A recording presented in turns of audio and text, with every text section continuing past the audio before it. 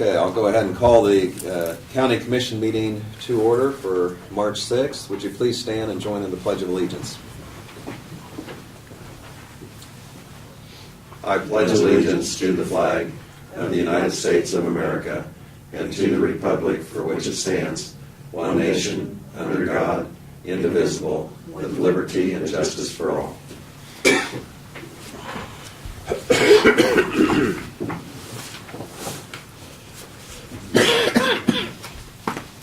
We're all coughing today. Coming your way, Barb. Okay, the next item is the approval of the agenda, and we do have two items that we're going to add to the agenda. And this would be under other business. We will consider bids for lease of a mowing tractor. This is for the 2014 mowing season. We also are going to consider an approval of a bid to purchase tubes for 4 locations. And other than that, those are the only 2 additions. So we need a motion for approval. I move we approve the agenda. Second. You have the motion and the second for approval of the agenda. All in favor, raise your hand. First, say aye. Really? Aye. This goes back to the city days. We always raised our hands because we were. So I'll go back to the consistency of just having to say aye. Okay. Next item we have is the consent agenda, and this includes the minutes of February 27th work session and the regular meeting. We also have abatements of $342.76, wire payments $130,471.27. Move we approve this consent agenda. I'll second it. Okay, we have the motion and second for approval of the consent agenda. All in favor say aye. Aye. Opposed, motion carries. I don't know why I got mixed up on that. Okay, I'll go ahead and start with Craig for commissioner comments and committee reports, and then we'll just come down the line. Yeah, last Thursday, the 27th, I went to the North Central Regional Planning Commission meeting we have in Beloit. Some of the issues were we're going to have some people retiring up there. I think they're not all full-time, but 3 part-time, and it's going to be throughout the year. So thinking about restructuring the staff up there, maybe to get better utilization, because some of the programs may not have the funding. I mean, it's kind of like everything, funding being cut. We went through our budget for this year and where we're at for spending and stuff. And then we did have they have a program up there where they rural Kansas. Let me look it up here.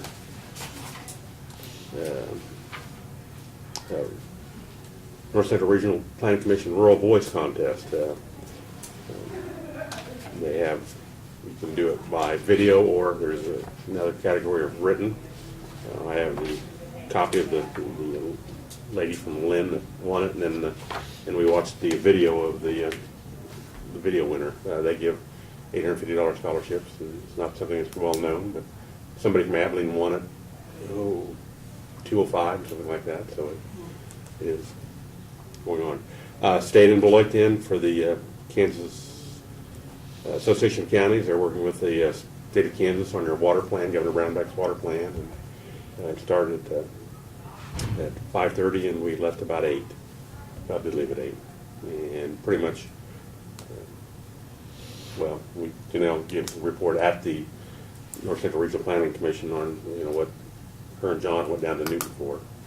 And that's all I have. Lynn, thank you. Okay. I did go to the Tuesday night. Dickinson County Heritage Center had invited me to give a program on the Myers history, so not too often I get to talk about that, but they have a genealogy that meets once a month, except for some months during the winter they skip, and during the summer. But I didn't realize that they do have regular meetings, and so if you're interested in genealogy, that was something that you can be involved in.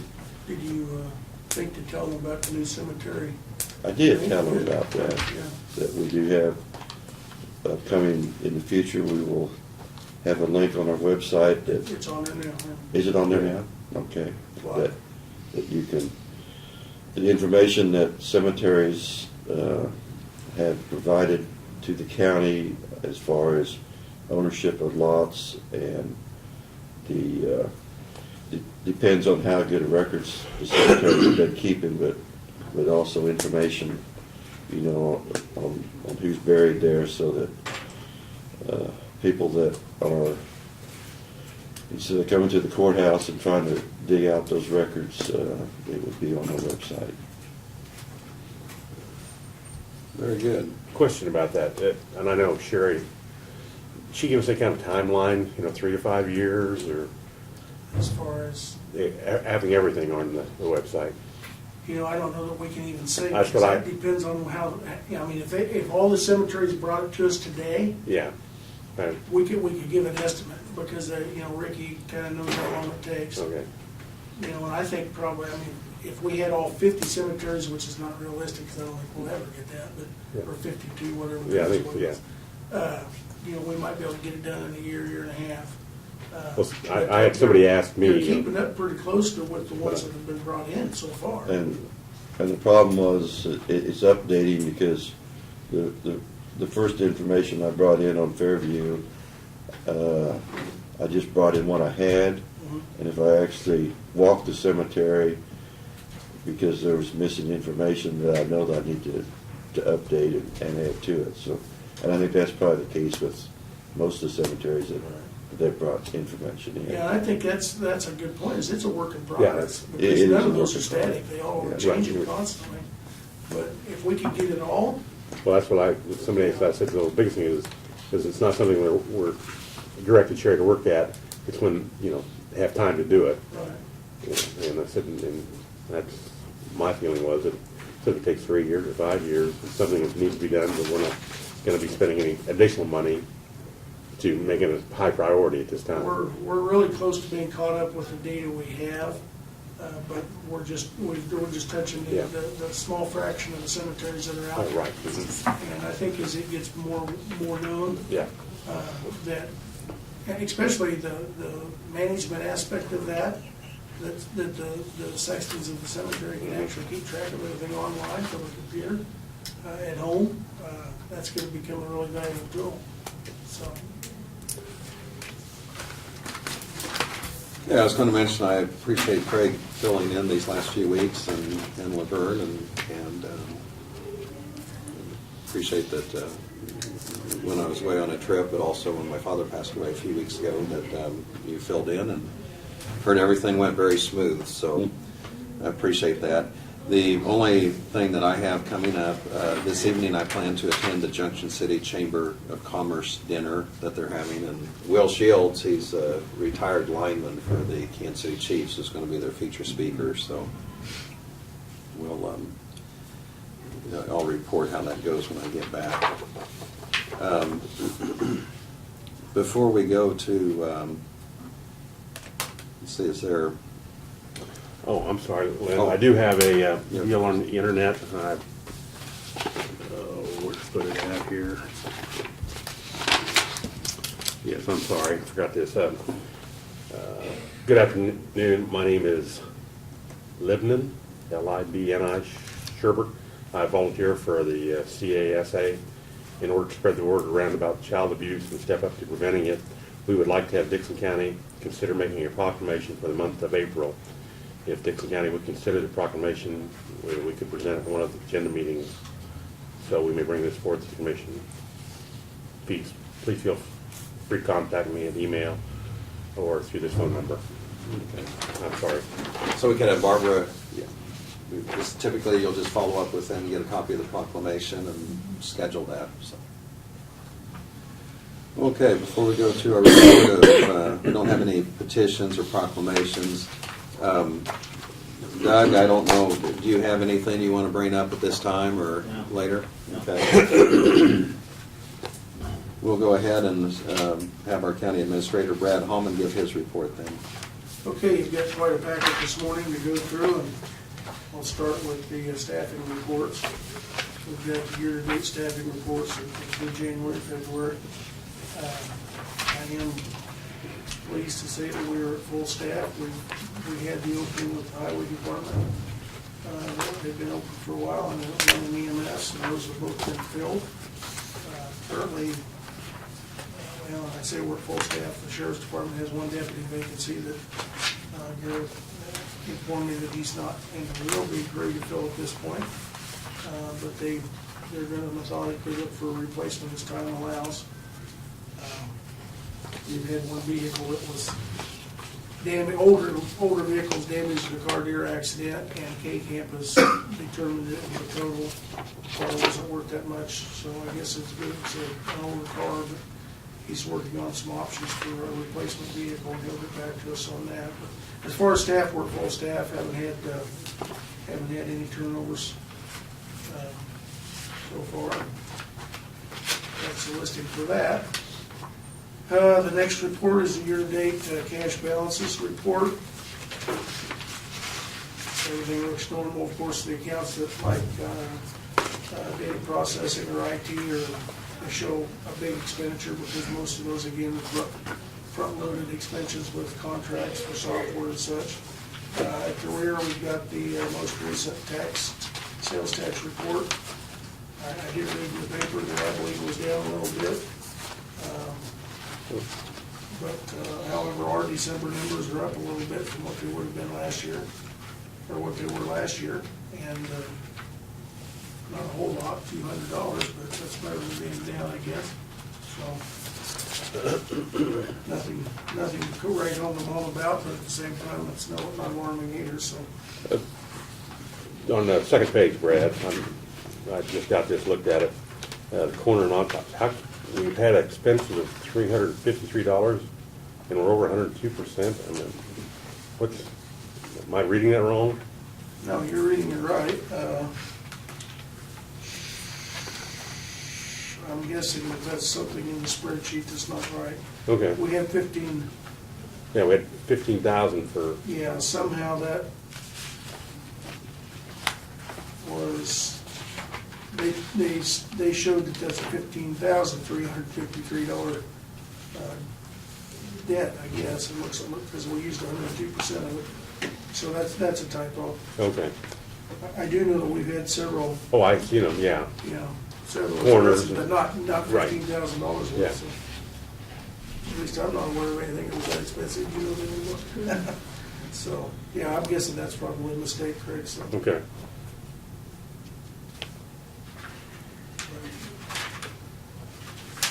Okay, I've been in communication with Potawatomi County's administrator, and we're trying to get a date set up for possibly the first or second week in April to make a trip over there. If we can't set something there, we may be looking at, first or second week. Yeah. Just, you said April, and I thought the canvas is gonna be on April 7th of the elections. Oh, okay. You might void that date out. Yeah, it was, is what day of the week said? That's a Monday. Yeah, I was looking at Tuesday or Wednesday. Mondays are bad. Yeah. Typically for us here to try and get away for a full day like that. Of course, Thursdays don't work. And I told Robert probably Tuesday or Wednesday that I don't believe is their commission day either, so he was trying to get something scheduled and we'll work on that. Just a little bit of an update. The guys, of course, are working down at on Payne Road, just south and east of Hope on that one bridge replacement. We've only been on that job a total of 8 days, even though it's been open for about 3 to 4 weeks simply because of snow and other things going on. It is a dirt road getting down to it, so, but they're back on it today. Martin tells me that if they get about 5 to 6 good working days, they'll probably finish it. They're driving and sheeting today, but Mother Nature kind of dictates whether we can work on that one or not. We've got plenty of other things to do when they're not there. There's a crew over trimming trees along Old 40 east of Chapman today, and they'll get to the East County line. And it's that time of year where we're doing a lot of catch up on smaller projects. So later in the report here, we've got 4 locations that I'll talk to you about too. So they've got planned for this spring as well. So one of your next sheets is the Purple Wave auction results, the 4th, which was Tuesday. was the government auction on Purple Wave. This is the list of items that we sold on there and what each respective item brought. I was very pleased with the prices of what things brought again. The vehicles brought, I can easily say probably twice, if not 3 times more than what they would have a few years ago on our little auction that we spent 2 days preparing for and standing out there in the snow one day and trying to sell the stuff and about had to beg people to bid on it. It just worked out very well. Martin was pleased with the $24,000 for the motor grader. You know, everything went real well. It's good to see some revenue come back in from that, so. Now, I mean, like I said, well, the purchase price of the motor grader, that go back into the machine burner, that go in the general fund? It'll go back into general fund, but now, of course, at the end of the year, whatever we transfer it out, we can make that up, or, you know, that's kind of a shell game. Yeah, well, I I think the realize, law says it has to go in the general fund. then you can transfer it back out. Yeah, Yeah. sure. So, Well, I mean, really, I mean, that makes that, the 204, the one, pretty good a deal. pretty good buy, Yeah. yeah, so. The motor grader. And even on the Explorer, you know, we sold this one, got 3,000 Yeah. out of it. Purchased that other used one, at surplus for 13, so we're into another one that we think will last us 5 or 6 years for $10,000. So Right. pretty good Yeah, buy. I'm surprised they got 3,000 for the mileage that had on it. Yeah. I got a lot of calls this time, Friday, Thursday, Friday, and then Monday. I was getting calls from Texas, Oklahoma, South Dakota on the van, I mean, Missouri. The Caterpillar, I think, is going to a big farm operation out in western Kansas. I mean, people really watch that auction service. They do a good job. They make it very easy, so. Very pleased with it, so. Now, there's a commission amount taken off that 31,000, or is that our net? That's our net. There's a 10% buyer premium with Purple Wave, and the buyer pays the premium, so. Okay, The price you see there that it sold for is the price that we get. okay. And then there's 10% above that the buyer pays to Purple Wave for their fee. I see. Sounds Okay, I pretty mentioned- successful. Mentioned earlier, the cemetery data has gone live on the website. Sherry put that out live on Monday. And it'll be interesting here in a few weeks to do an analytic report on that and see what kind of traffic we have. So, I think it's going to be very popular. We have a meeting Monday with KDOT and the city and the contractors on a pre-construction, pre-planning meeting to go over the I-70 projects that are coming up. Excuse me. And we'll know more then about the time frame and the process, how they plan to do it. We also on Tuesday have a pre-construction meeting that we'll attend with the contractor and KDOT for the Safety Edge project. I anticipate that'll start rather quickly after that meeting. They'll get started on that. There may be some coordination between the two meetings. I don't know if we don't plan with the Safety Edge project, there won't be any road closing.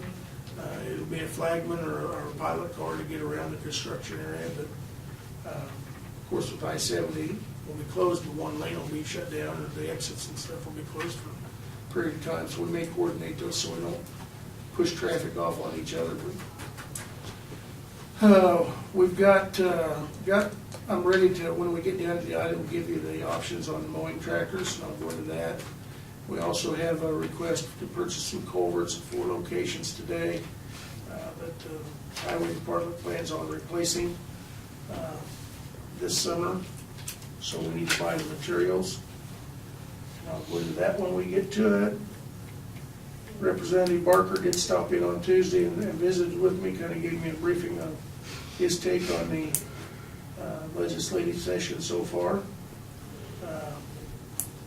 And then we talked earlier about the meeting with the city commission on the 16th of April, so we'll get that set up and ready to go. Back to the bid for the inspection of the bridges, Brad. Yes.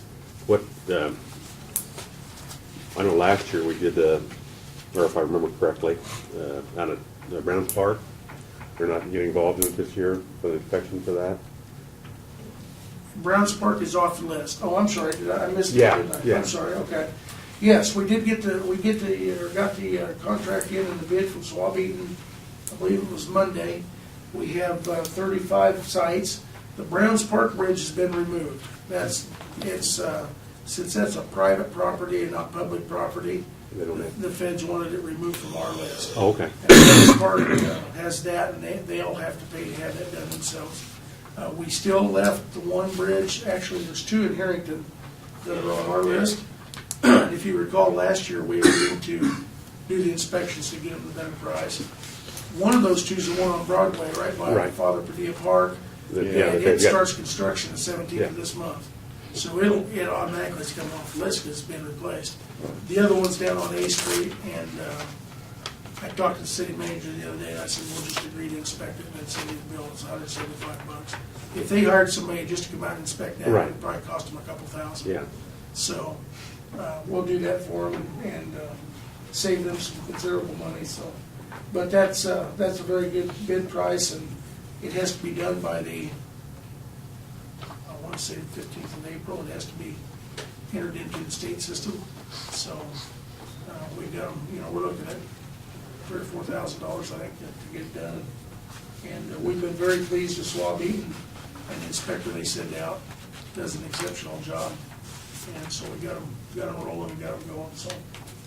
And those are the ones that have to be done every year, so. That is about the same price as what we've had. It's close to it, yeah, yeah.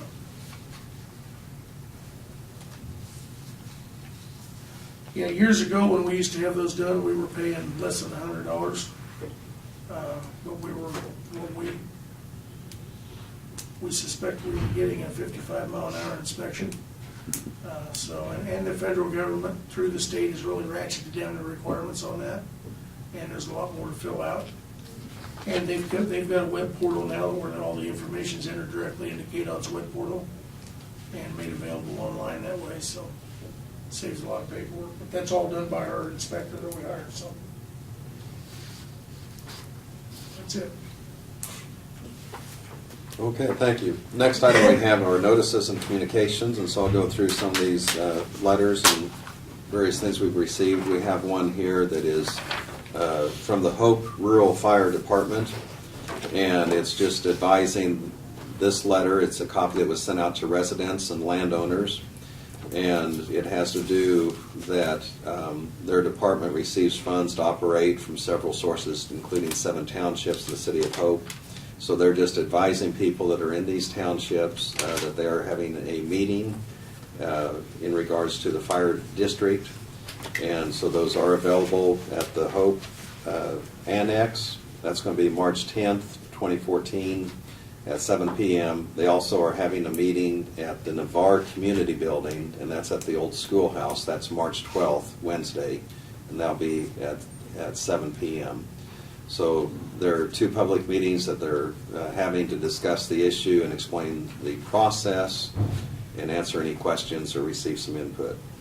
And so we appreciate them letting us know about that. Lynn, I meant to ask a question I thought about it after the meeting was over with. How are the fire boards how are the officers elected to that, Brad? Are they appointed, or? They're originally appointed by you and the district's created. And after that, they're done themselves within their organization. Like any other volunteer position. It's hard to find people who volunteer for that. So in some cases, it's some firemen that sit on the board, but for the most part, it's people who live within that district that volunteer to be on the board. And they're the board itself approves them as they're staggered vacancies. So Right. as somebody comes up and needs to be renewed, then the board finds somebody else to take the seat, and they approve it within their board, so But they do have taxing authority then for this board, correct? they do, yes. If it's not elected. The district itself Yeah. has taxing authority, Yeah. for, Somebody asked me that question, and I've never had it come up before. They are, they do have taxing authority, but they're not elected. And So I don't know how that works. Well, I believe, Doug, correct me if I'm wrong, but I believe the statute says that you as county commissioners are the authority, but you delegate the authority out to that board. Is that correct? Yeah. Do they have public hearings then? I mean, I haven't been paying attention. I'm at fault that when they have their budget, then they have a budget hearing and stuff at those. I know they have public meetings, because they have Yeah. meetings. I don't know about budget hearings. Well, when they come in here to set their budgets, Right, then like they that. set up a hearing and it's published and it's Okay. just like all the other, like Okay. the township Township, budgets that's- and stuff. Yeah, the two that we have that you would probably see in our county would be District 1. Right. And then, of course, the Woodbine Liberty, or Liberty Township District, and I forget that two. Lincoln, Lincoln. Sherman, Fragrant Hill. Yeah. I might go ahead and read from this letter because it addresses some of it. When they're encouraging people to attend this meeting, this is for the Hope Fire District. It says, what does this mean to you? Simply, if a fire district were created, it would have the authority and responsibility of collecting taxes for its operation through a board of directors of persons who reside in that district. They would be responsible for the management of the district. And then they follow this up and saying that they're asking each township to lower their mill levy equal to the amount currently assessed for fire protection, and the fire district would then set the mill levy at that amount, essentially keeping the property taxes we pay for the fire protection the same. And so that addresses a little bit of it, and it also mentions that they're looking for ways to decrease the ISO rating. Of course, that ISO rating kicks in with what their type of insurance individuals have to pay. So they're just mentioning if they can decrease the ISO rating, it in turn reduces the amount we all pay in insurance premiums.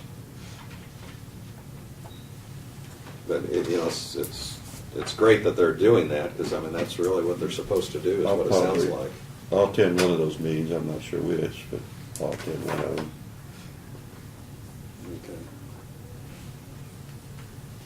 Kind of on a similar subject, we had another letter that we received, and this was from Sheldon Jones, and he's just mentioning how he's been involved in the community at Enterprise, but also here with the Abilene Chamber and so on.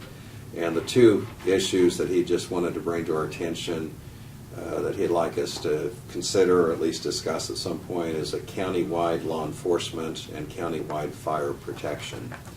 And of course, that's kind of a philosophical issue that I know has been kicked around and discussed before, and it does mention that Abilene and Harrington, could be excluded because they do have their own police force and fire department. But anyway, this is something I guess that's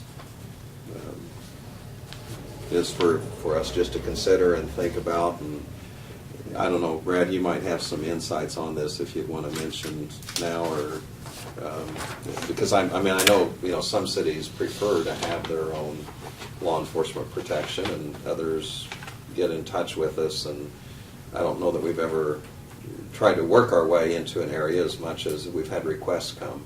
Yeah, the sheriff's never been in a position that he wanted to push his service, and I know from talking to Garrett that, he's available to talk to those communities that have, which the only ones that we have left besides Harrington and Abilene are Chapman and Enterprise, but if that's something that they wanted to look into this contracting, he's certainly willing, but for obvious reasons, he's not, going out trying to sell it and make it happen.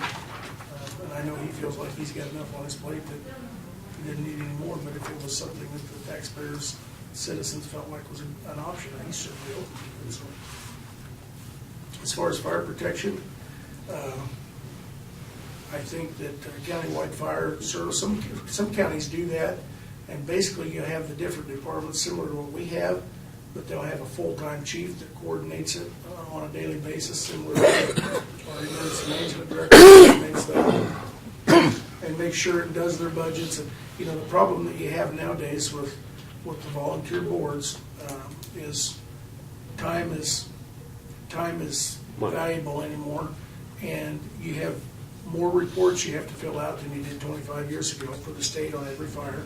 You've got budgets, you've got all the paperwork that comes with it, workers' comp, insurance paperwork, and everything. Even though they're volunteer departments, they do get paid a small stipend for responding to fires to help cover their expenses. So you have those aspects of things. It's hard to find people to do that work, and I know some other counties like Mitchell and some have a full-time fire chief that coordinates all that type of work, but then has the fire chiefs in each district actually just worry about the responding and keeping the volunteers in line and staff. So there's a number of options. We may come to that someday. Right now, the system we have, I think, works very well. So, Okay. Yeah, as long as we have people that are willing to do it. yeah, and that's becoming a problem because I know all the departments they have a hard time staffing their departments, getting volunteers. So I can, I'll mention Fredericton Hill and Sherman Township up there, they, the people that do it, I mean, they might want to do it, but, you know, if you got a call comes in, you could be 10 mile away from the truck, and then you got to go get it and stuff, so. And then And you have to, you rely on your neighboring departments Yeah. for mutual aid. responding. And we've got I think the relationship between the fire departments, the 12 departments in our county is second to none. I mean, our Yeah. agencies get along very well. And that's a relationship that we want to keep positive. Yeah, that's, whenever the call is made that they need help, well, everyone responds. There's always advantages and disadvantages to every idea, and Yeah, I think the concept's good. I think we do have that to some degree, just not a consolidated, but this is certainly a good thing for Hope, in my opinion, and I think it'll help the residents down there once it gets through and give them a unified Well, funding. group. They'll have a funding scheme that they can plan on, and it'll be less work for the townships each one of those township boards to levy that and then get it transferred to them and have to worry about providing fire protection, so.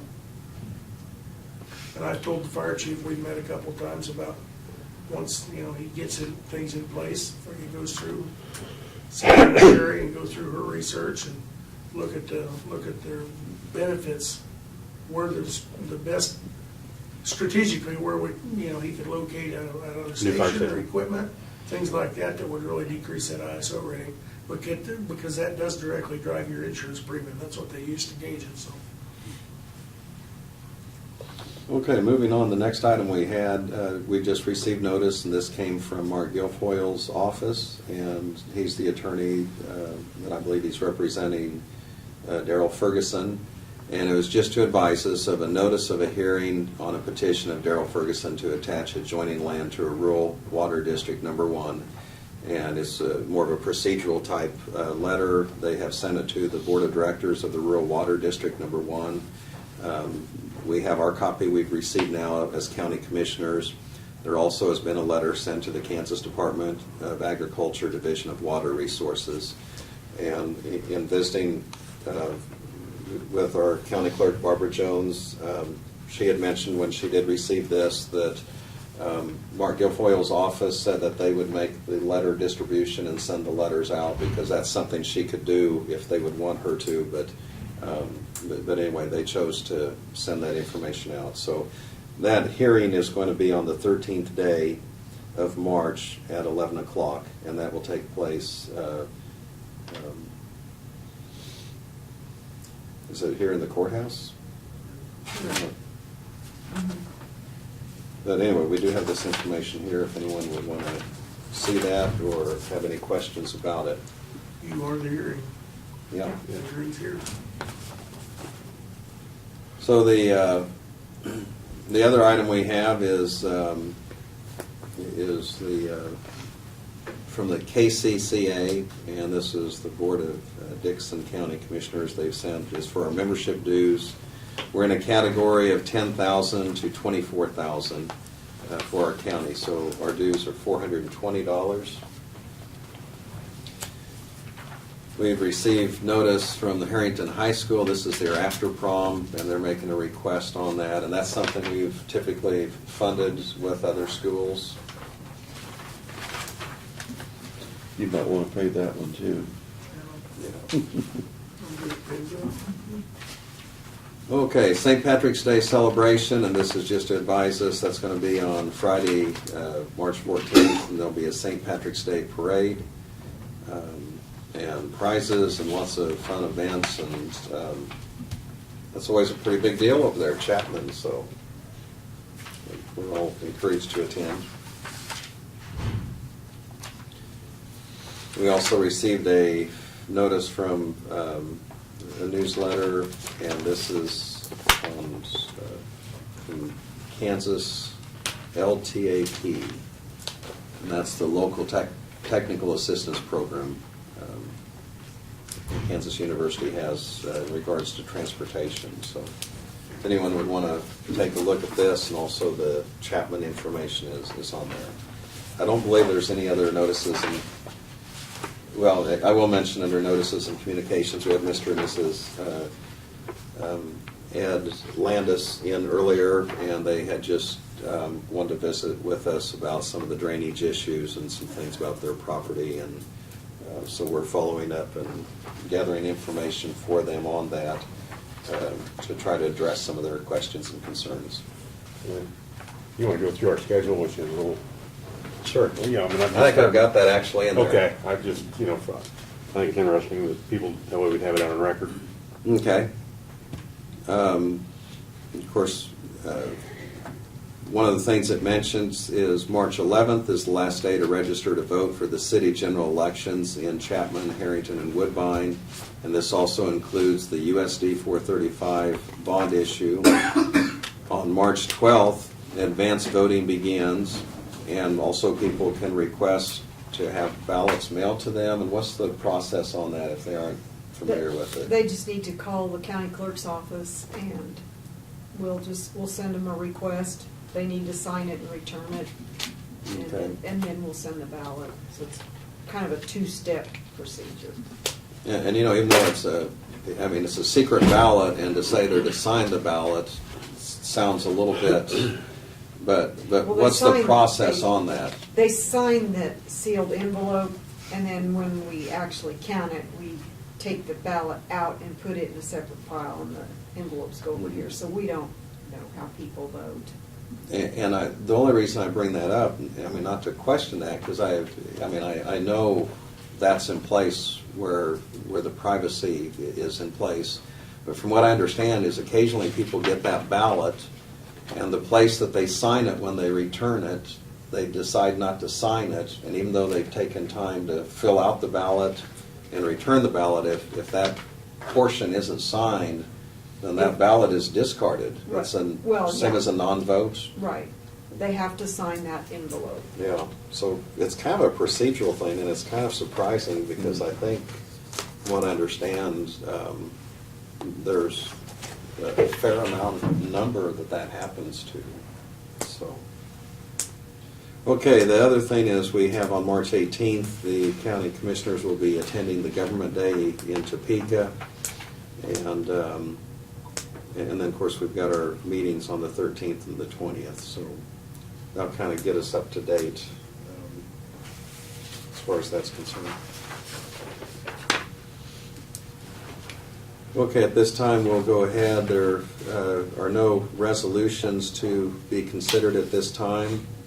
There also is not any unfinished business. We will go to other business. First item we have here is to consider bids or a bid for the concrete work at the county yard. So, Brad, would you give us your report on that?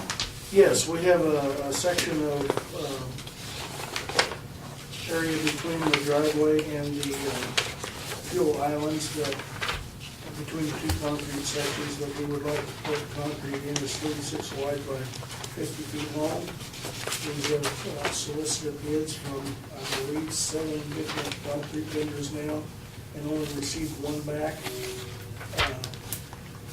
which I assume means the others are busy or not interested. So the bid we did receive back was from the James Coy Construction Company of Lindsborg, Kansas, for $12,917. That would be our recommendation, if we'd be allowed to award that bid, to have them do that work as soon as they can get to it.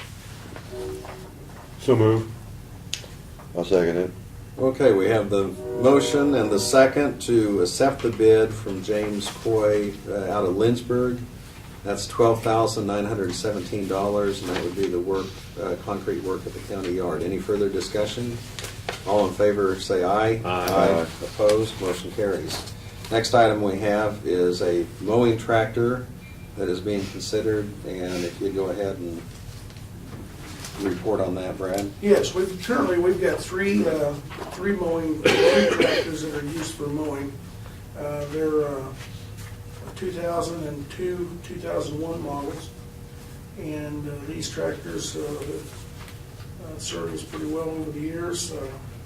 They've got between 4,000 and 5,000 hours apiece on them. Their original design wasn't ideal. They were belly mowers that had, we've since learned, had a lot of torque and weight put on the frames of the tractors that really weren't built for it. But at any rate, they've served us. They're getting into where we're spending a lot of money on maintenance on them. We have learned through some checking that some of the tractor vendors have a municipal lease program similar to what we use for our Bobcat. And so we did some research on that, and I've got, you've got a sheet there with information that's may or may not be more than what you were wanting, but we put the numbers down, and in a nutshell, what we would like to look at is leasing, a 12-year lease for 2 tractors with the bid that we got. The low bid was from Concordia Tractor Company, which is a $17 per hour with a 400-hour minimum. Typically, it takes us 400 to 500 hours, 300 to 400 hours on the other tractor, depending on the year to a year to mow.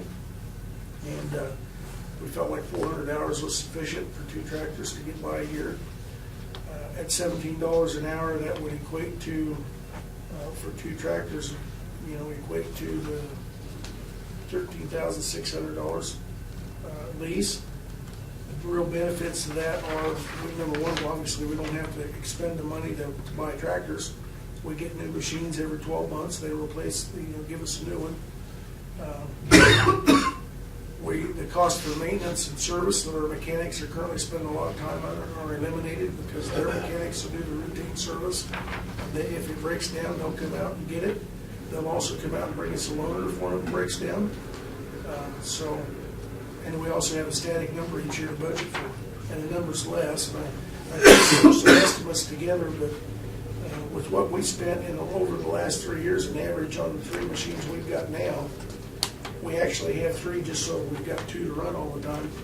Quite frankly, we were spending over right at $23,800 a year for 2 machines. So to me, it's kind of a no-brainer. I mean, this is a really good savings. It gets us 2 brand new machines that we can use, and we have no maintenance costs whatsoever. So the only exclusion to that is if we tear or ruin a tire.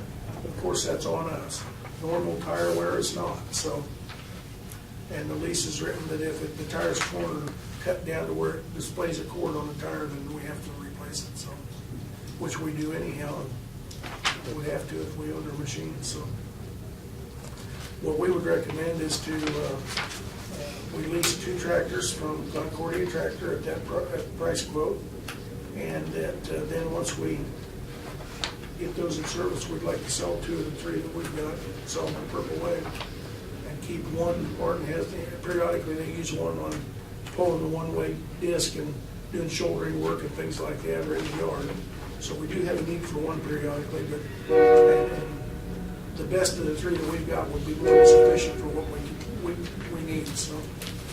So we'll declare 2 of them as surplus We of would the end up 3. declaring 2 of them as surplus, and Okay. we would lease 2 and move forward from there rather than, we had one this year, I believe, and one next year in our capital plan to replace, to buy them. And this is a much more economical and smarter way to go, I think. So, and the tractors that they have specified come with the amber lights on them and everything already. They're set up, ready to go.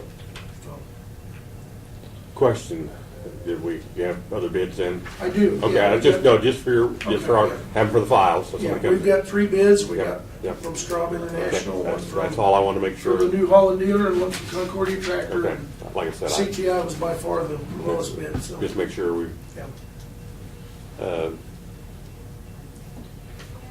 Well, we did have that major repair on that one tractor this last year, and those, That was the cost of leasing 2 for a year Yeah. alone, you know. that, like I say, with the lease program, at least you know what you're gonna be spending each year. You can budget for that and not be surprised And by no risk, major, you know. by major repair bill. Right. Okay, we need a motion then for that, and also to declare 2 as surplus for Purple Wave. Yeah, I'll move that we accept the leasing program that CTI has provided for us of 2 more tractors for $13,600 per year, and that we declare 2 of our more used tractors for as surplus. second, Okay, we have the motion and the second that we go ahead and accept the low bid from CTI of ambulance for the 2 mowing tractors, and also declare 2 tractors surplus for Purple Wave. Any further discussion? All in favor say aye. Aye. Aye. Opposed? Motion carries. Okay. We'll come back to you with the, I'll do the resolution for the surplus when it's here in the future. Come Oh, back and okay. make that done. yeah, we Very might have good. another vehicle, sheriff's vehicle too. Yeah. Okay, the last item we have here under business is the purchase of some tubes for culverts. And Brad, if you'd want to go ahead and, Yes, any these- additional information on that? These are projects that Martin's identified, and John, that we need to do this early this spring. And all 4 locations are locations where will be, tubes will be sufficient. We're replacing tubes with tubes. 2401 Game Road, 3399 Eden Road, 680 3500 Avenue, and 3620 Fair Road. And these are projects our guys will do. We obtained bids for the necessary materials, which are various size tubes ranging from 24 inches up to 48 inches in various lengths. And we did get 3 bids back from the 3 vendors that normally respond with Wellborn, J&J, and Middle Culverts. We did also include in our request 1 additional tube for Fragrant Hill Township. They just needed 1 for a project, and it was cost prohibitive for them to be able to get it shipped in just by itself. So we included it in our bid to get them that price and no extra shipping.